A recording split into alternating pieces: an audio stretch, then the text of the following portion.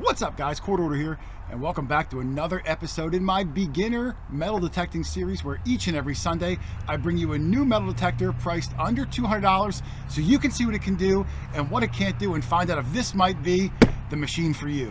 And of course, why did I choose $200 and below? Because that's how much I found just last year alone in modern change. That doesn't include silver or gold or Colonial relics or anything that makes this hobby exciting. Just modern change I can roll up, skip on down to the bank, and pay off the machine. And on the bench this week is a machine I've honestly never even heard of. I was scouring Amazon and I saw it. It met the criteria, $140. It looked pretty interesting and the control box looked unique. So I reached out to the company and they sent me one. So on the bench this week is the BAESAN metal detector. Let's rip this puppy open, see what it can do.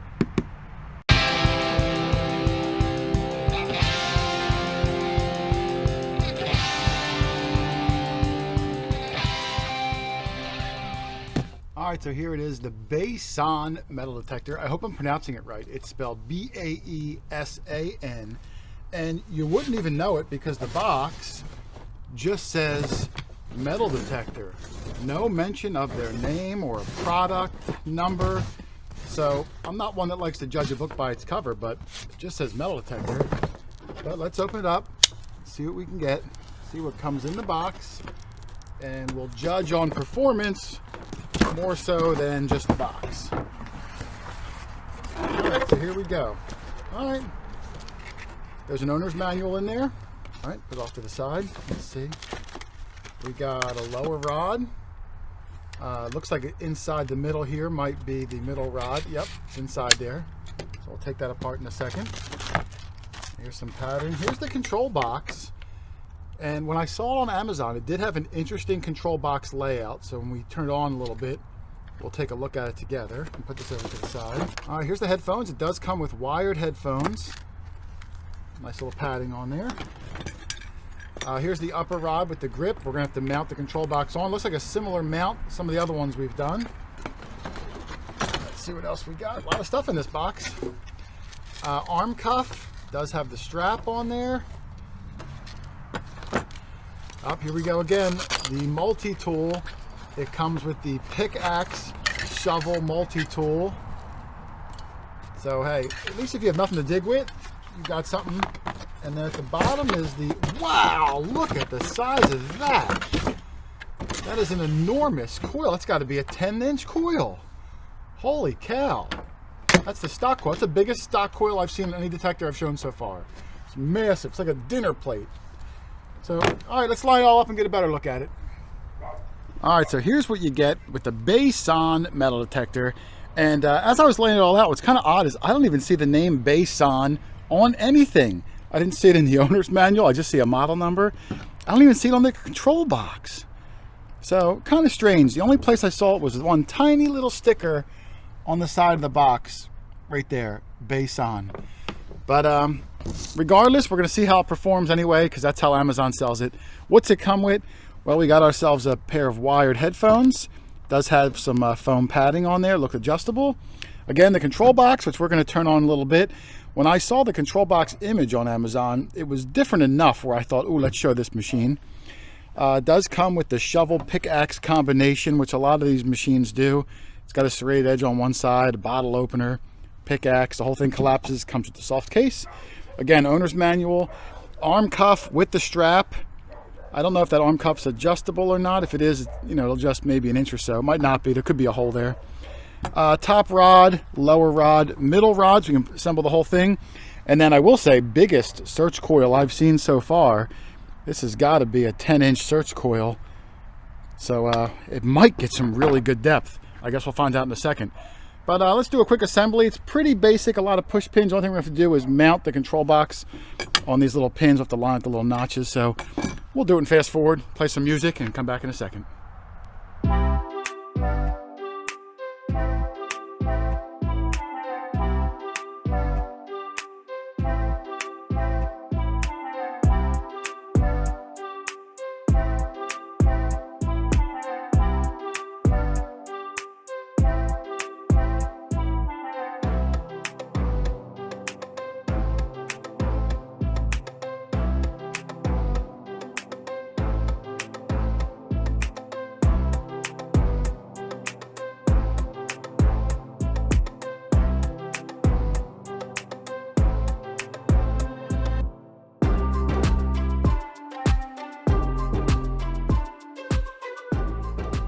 All right, so there it is, the BAESAN metal detector fully assembled.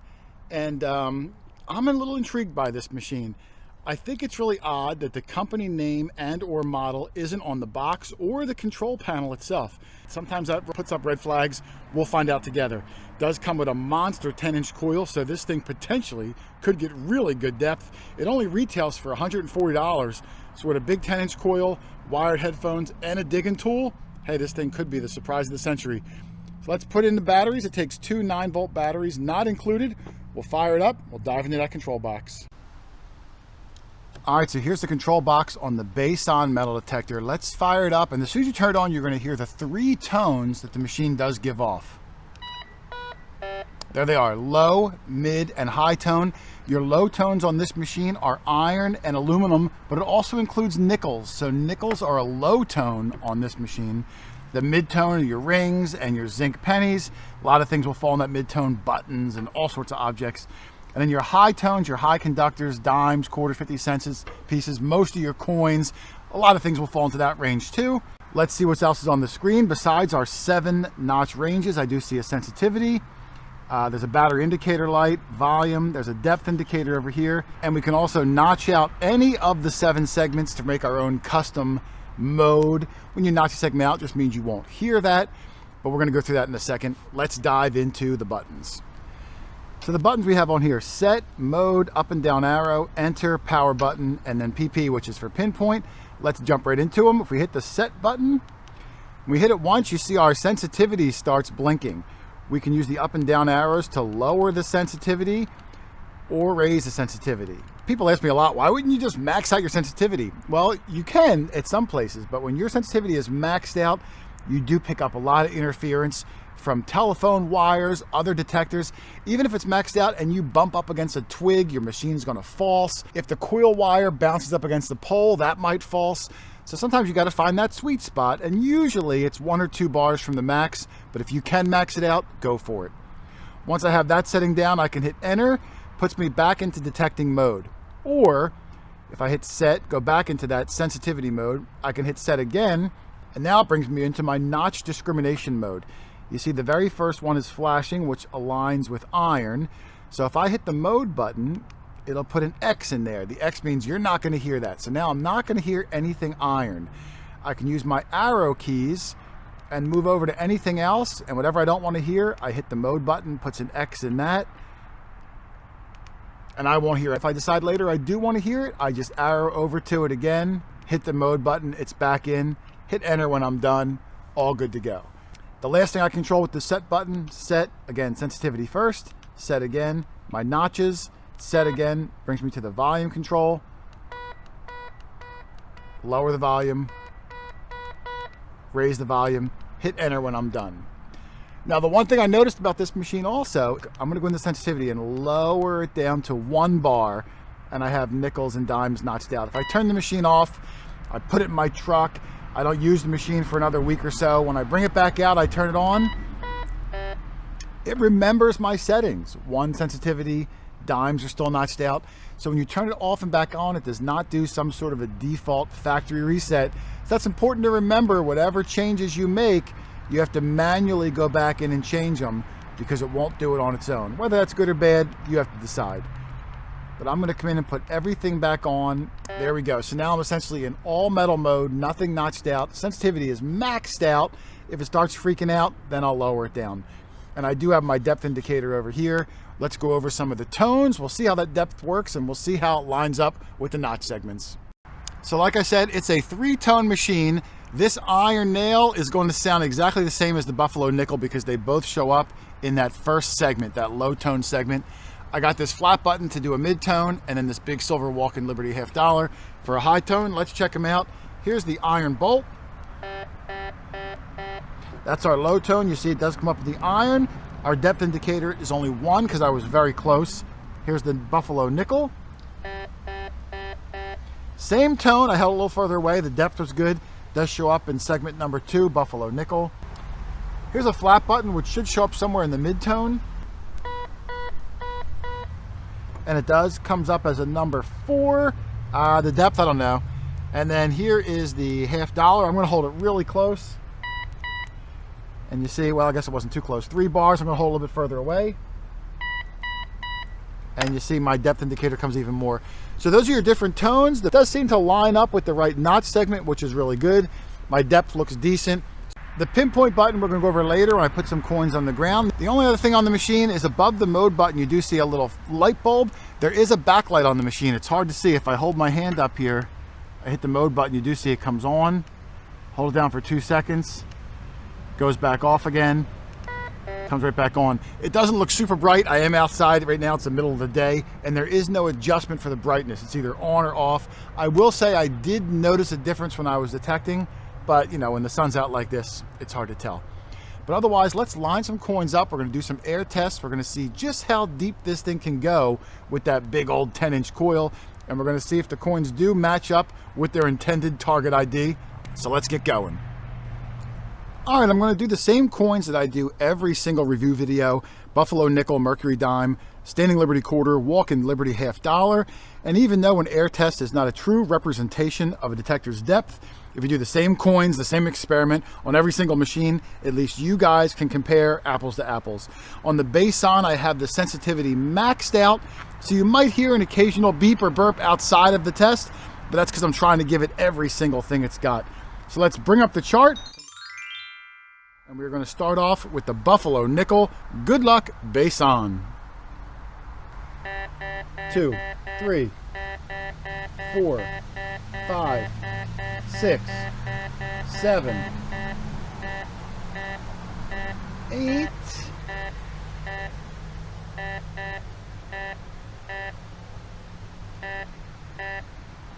I'm going to say about 8 1/4 on the Buffalo nickel. This does have the oversized 10-inch coil too, so you do have a lot more of a footprint when you swing it. Let's check out the highly conductive Mercury dime, 90% silver. Good luck, BAESAN. 2, 3, 4, 5, 6, 7, but I'm losing it. 8, not quite 8. I'm gonna say about 7.5 inches, and I started to switch over to a mid-tone at about 7 inches. Standing Liberty quarter, one of the prettiest US coins ever made in my opinion. This one's a little bit worn, but I dug it out of the ground. And that's what you get. 2, 3, 4, 5, 6, 7, 8.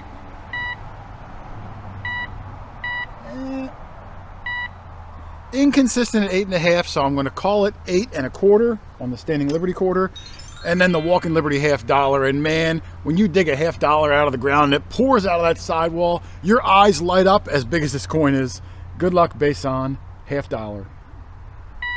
2, 3, 4, 5, 6, 7, 8.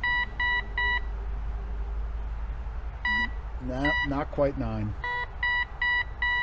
Probably about the same, 8.5, maybe 8 1/4, somewhere in that range. Not a bad job. And I thought we would try some small cent pennies, US 1-cent coins. I got a 2020 zinc penny. I got a 1930 wheat penny. They're about the same size, same circumference. They are made of a different material though. Then I got a thin Indian 1903 and a fatty Indian 1859. But even though they're all the same circumference, different metal material, different thicknesses, we'll see how they sound. I'm going to start off newest first, 2020 zinc penny. There's a mid-tone. Here's a copper wheat penny, 1930. High tone. The thin Indian, which should come up a little bit lower. It does. You hear the mid-tone. And then the fatty Indian, which on a higher end machine would be significantly lower. I don't know what the target ID is going to be, but it's probably going to be a mid-tone. And it is.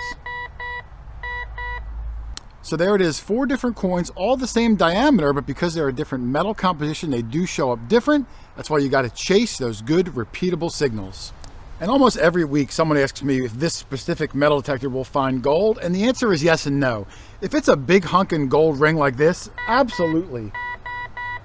Almost every metal detector will find a big piece of gold like this. It's the small little flakes of gold or tiny nuggets or maybe even a thin rope chain or even a small earring stud. You might need a specialty metal detector to find that, one that has a higher search frequency. Metal detector search frequencies are usually measured in kilohertz, where this one might be like a 7 or 8 kilohertz. You might need one that's 60 or 80 kilohertz that'll really focus in on teeny little gold, but you'll lose sensitivity on bigger silver coins and cool relics. So you got to decide what it is you want to search for and base your metal detecting criteria around that. But a big gold ring like this, absolutely find it all day long. Well done.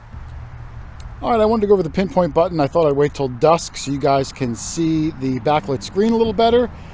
On the ground, I've got a standing Liberty quarter, and over here, a little mercury dime.